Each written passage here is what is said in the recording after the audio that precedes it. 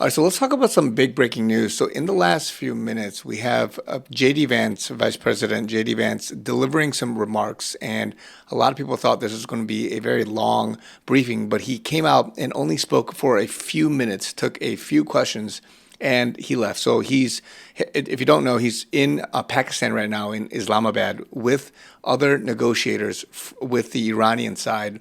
And there was widely expected to be some sort of deal possibly being agreed to. And of course, this is from the optics perspective. Who knows behind closed doors what's happening? If you know, you know. But from that perspective, he made some comments. So let's quickly take a look at this clip and then we'll talk about it. Well, good morning, everybody. And let me say a couple of notes of appreciation. First of all, to the Prime Minister of Pakistan and to Field Marshal Munir, who were both incredible hosts. And whatever shortcomings in the negotiation, it wasn't because of the Pakistanis, who did an amazing job and really tried to help us and the Iranians bridge the gap and get to a deal. We have been at it now for 21 hours, and we've had a number of substantive discussions with the Iranians. That's the good news. The bad news is that we have not reached an agreement. And I think that's bad news for Iran much more than it's bad news for the United States of America. So we go back to the United States having not come to an agreement. We've made very clear what our red lines are, what things we're willing to accommodate them on, and what things we're not willing to accommodate them on. And we've made that as clear as we possibly could. And they have chosen not to accept our terms. Questions? Sir, Nick Robertson from CNN. Precisely what have they rejected here? Can you help us understand? Well, I won't go into all the details because I don't want to negotiate in public after we negotiated for 21 hours in private. But the simple fact is that we need to see an affirmative commitment that they will not seek a nuclear weapon and they will not seek the tools that would enable them to quickly achieve a nuclear weapon. That is the core goal of the President of the United States, and that's what we've tried to achieve through these negotiations. Again, their nuclear program, such as it is, the enrichment facilities that they had before, they've been destroyed. But the simple question is, do we see a fundamental commitment of will for the Iranians not to develop a nuclear weapon, not just now, not just 2 years from now, but for the long term? We haven't seen that yet. We hope that we will. Jen? So something you got to remember is that back last year with the operation of bombing the facilities, the White House themselves had posted this, saying that Iran's nuclear facilities have been obliterated, and suggestions otherwise are fake news. So I do believe that all of their current facilities and capabilities are completely removed. But as JD Vance is saying here, it's their resolve for the future. So meaning that, are they going to completely stop and not desire to do it, or are they going to continue to go behind closed doors and do some of these things? And so I believe that it's actually been taken care of and it's okay, but there's a little bit of this jostling and public persona and acting going on to make sure that it is complete, settled, and it's to the satisfaction of the world. Jen? Was there a framework on anything, and also did the Iranian frozen assets come up, and did you reach any conclusions on those frozen assets? We talked about all those issues, Jen, and we talked about a number of issues beyond that. And so certainly those things came up. But again, we just could not get to a situation where the Iranians were willing to accept our terms. I think that we were quite flexible. We were quite accommodating. The president told us, you need to come here in good faith and make your best effort to get a deal. We did that. And unfortunately, we weren't able to make any headway. Preston. Mr. Vice President, how often did you communicate with President Trump throughout the negotiations? There were reports that there were multiple rounds where there were breaks in between negotiations. How often did you communicate with the president throughout those rounds, and what was he saying as you were going through these negotiations that you said fell short? Yeah, obviously we were talking to the president consistently. I don't know how many times we talked to him, a half dozen times, a dozen times over the past 21 hours. We obviously also talked to Admiral Cooper, to Pete, to Marco, to the entire national security team. We talked to Scott Bessent a number of times. So look, we were constantly in communication with the team because we were negotiating in good faith. And we leave here with a very simple proposal, a method of understanding that is our final and best offer. We'll see if the Iranians accept it. Thank you.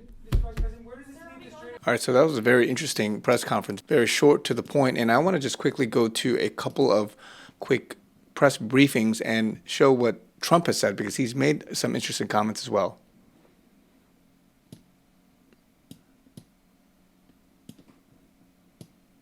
Well, I wish him luck. He's got a big thing.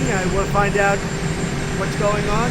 They're militarily defeated, and now we're going to open up the Gulf with or without him. But that'll be open. We're going to be, or the strait as they call it, and I think it's going to go pretty quickly. And if it doesn't, we'll be able to finish it off one way or the other. It's going well. The Navy's gone. The Air Force is gone. All anti-aircraft is gone. The leaders are gone. The whole place is gone. So we'll see how it turns out. So it's JD and Steve and Jared. They have a good team, and they meet tomorrow. We'll see how it all works. You're not going to let them hold the strait, are you? It's international. No, we're not going to let that. It's international water. If they're doing that, nobody knows if they're doing that. But if they're doing that, we're not going to let that happen. What would a good deal look like for you? No nuclear weapons. Number one. You know, I think it's already been regime change, but we never had that as a criteria. No nuclear weapon. That's 99% of it. Strait of Hormuz as well? Yeah, but that'll open up automatically. Yeah, the answer is yes, but the strait will open up. If we just left, the strait's going to, otherwise they make no money. And so the strait's going to open. But what we have is no nuclear weapon, but we'll open the strait anyway. Don't forget, we don't use the strait. Other countries use the strait. So we do have other countries coming up, and they'll help out, but we don't use it. It won't be easy. It won't be. I would say this: we will have that open fairly soon. What's your backup plan? What's your backup plan if the field opens? You don't need a backup plan. We have the military is defeated. Their military is gone. They have. That was very interesting. He said a couple of points. There's no backup plan, and 99% of it is about the nuclear weapons, and also that the strait will open up, whether one way or the other, and the U.S. is not dependent on the strait, but other countries are. So that's what I've been mentioning in the last week or so, pulling other countries in, making sure that they're taking ownership of the international waters and not being so dependent on the U.S. patrolling and policing that area, so that the dependence on the U.S. can be, and the burden can be removed.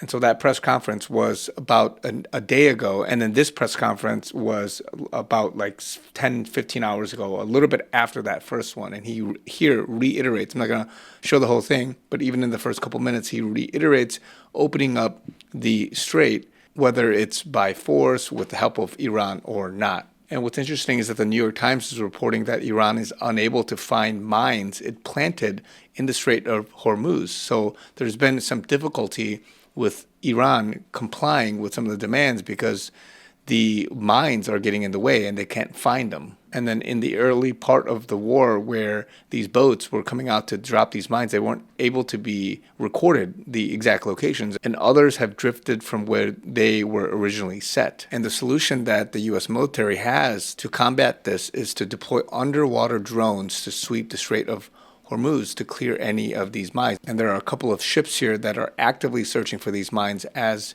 they speak. And also what's interesting is that Iranian state TV has broadcasted a statement from the Iranian Revolutionary Guard Corps Navy Command declaring that any attempt by military ships to cross the Strait of Hormuz will be met with utmost firmness.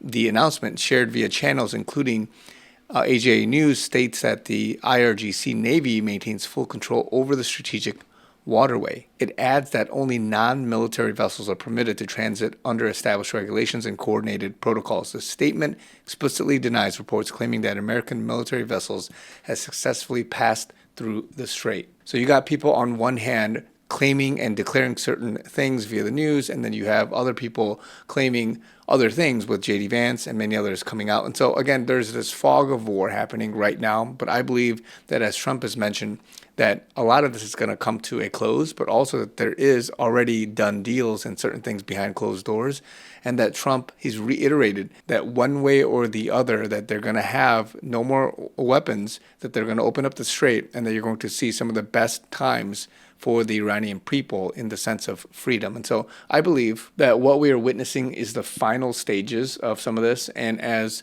Bender Rushka posted, it's always been about Israel, not Iran. This is exactly what the crazy posts and memes of what the various Iranian embassies are telling us. The White Hats already took over in Iran. It's in the Q drops. Iran doesn't have nukes anymore. The White House posted this on 25th June, as I mentioned, that one post. And we are watching Israel getting the Trump treatment, not Iran. This is the final part of the plan. We're at the finish line, mentioning the movie. And so, remember, QDrop 916 says, we are saving Israel for last. Very specific reason, not mentioned a single time. And so by proxy and with all this stuff, the attention being on Iran right now, there's other things happening where they're ridding the deep state and some of the stronghold, the proxy army and all these things, such that we can see better times and the control with and the cleansing of this black hat, crazy syndicate, whatever you want to call deep state that's behind doing all this stuff. And so be very careful what they're reporting, because yes, the week is going to be crazy with probably markets and stocks and oil prices and all that, but there's a lot of movie acting happening right now. So it's being done for a specific purpose.